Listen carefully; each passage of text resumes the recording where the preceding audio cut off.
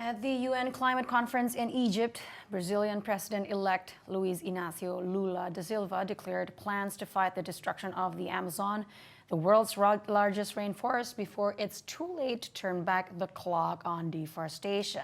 And the indigenous people living in the Amazon say in recent years they have been fighting alone and losing. VOA's Heather Murdoch reports from Sharm el-Sheikh, Egypt.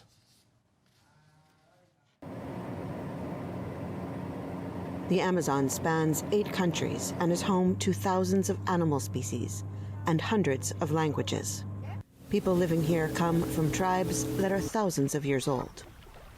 It is one of the most biodiverse places on Earth and critical to protecting humankind from the carbon emissions that continue to grow despite global efforts to fight climate change. Locals call the forest sacred. We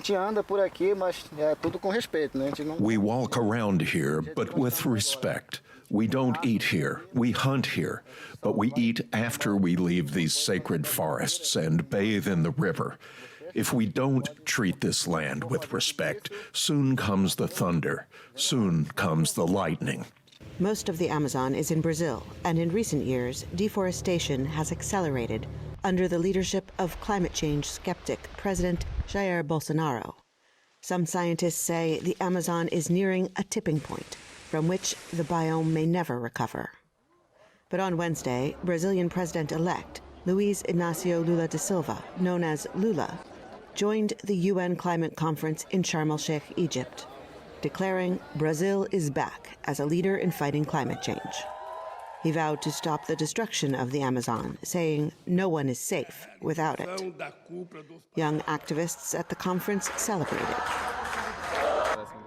It brings hope for indigenous communities because for 4 years we've been excluded from policies while it's our communities being impacted. In the Amazon, residents say preserving the forest for humanity requires preserving the local cultures that protect it, a sentiment echoed by Lula at the climate conference. Even the children among the 30 million Amazon residents say their future and the future of the region are one and the same.